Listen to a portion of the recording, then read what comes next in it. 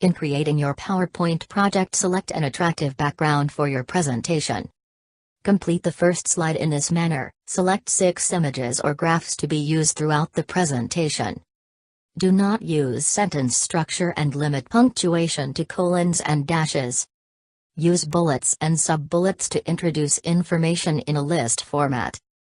Limit text to short, concise statements and eliminate wordiness from your information. The second slide in your presentation will be vital signs, and this slide should have 3 small tables that provide classifications for blood pressure, pulse rate, and respiration. There are examples of these tables in your textbook pages 22, 25, and 31. You may use 2 slides to present this information. There are many conditions we will explore throughout this course. The list above are required inclusion for your PowerPoint project. A slide for each one is provided in the template to the assignment. You may use 2 slides to present this information. The inclusions will not be appropriate for each condition, therefore delete those that do not apply. You may add others inclusions that you feel are important to note. The grading rubric will evaluate each slide on the following inclusions if they pertain to the condition. These are some basic rules when creating your PowerPoint slides. Even though this assignment is for your own personal use, it is important to prepare it properly for ease of reading and understanding. Text should be between 18 to 28 font size. The best fonts for readability are Arial or Times Roman. Bold text when identifying important information. The use of color in text will depend on the background choice. Yellow does not read well, as you can see in this slide. And red backgrounds create strain on the eye. It is best to avoid these colors. Sentence structure is avoided, as there is no use of punctuation in PowerPoint slides. Please do not use periods and commas. Short phrases are best when delivering information, and use words selectively that best represent your thoughts and information. Take a moment to watch this funny video on what not to do with PowerPoint presentations. PowerPoint, and I figure it's kind of my duty to point them out. So here we go. Here's common PowerPoint mistakes. Number 1, people tend to put every word they are going to say on their PowerPoint slides.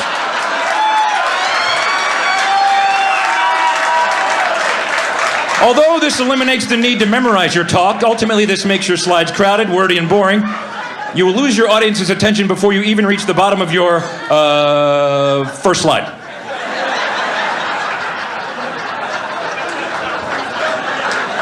Please don't do that anymore, please.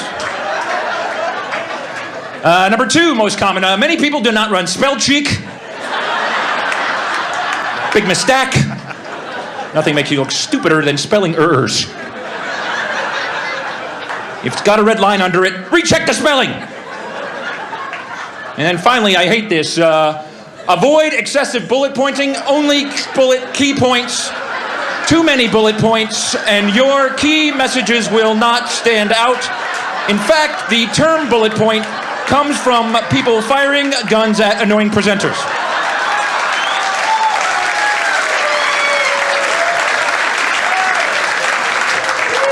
Hence the bullet point. Bad color schemes, not good. Clashing background and font colors can lead to distraction, confusion, headache, nausea, vomiting, and loss of bladder control. I can't stay on that one too long.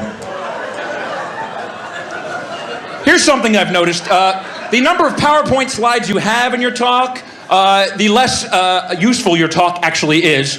Unfortunately, my presentation is right there.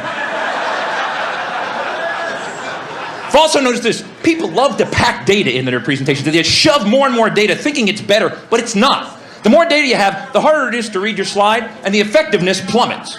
Now you can improve the effectiveness by adding some shading and some 3D effects, and then some second order and third order effects, and then, I know, let's add some labels. That'll help a lot. And that's pretty much every marketing slide I've ever seen right there. Yeah. Then some like VP of marketing standing there going, it's real clear in Q4. What the hell are you talking about? Now, I'm into in animation. People become animators in PowerPoint. You can have things flying all over the place, and that can be good. If you're a visual learner, that will improve the effectiveness of your performance. But if you're easily distracted, more animations, and people have no idea what you're talking about. They're just, wow, that is cool, wow. And there's regions here, by the way. There's the simple but effective region. There's the active but confusing, the effective but boring, the active but ineffective, the dull but static region, the busy but useless, the ADD only region, the useful but amusing, the stupid but confusing, the dull triangle, the hyper triangle, the sleepy square, the dizzying pentagon, and everything else I just call pointless motion. That slide right there took me an hour and a half to make, right there. PowerPoint can just suck the life out of you. It's amazing. I've also come up with this. It's a kind of a little science I've invented called font analysis. Basically, the font you choose says something about who you are as a person. There's a huge list of fonts, and you choose one, and that says something about you. So be careful the font you choose. For example, if you choose Courier New, it happens to be my favorite, you're probably organized and structured. If you choose Matisse, it means you're artistic. And if you choose Times New Roman, it means you're lazy, apathetic, and unimaginative, and you always use the default. Oh.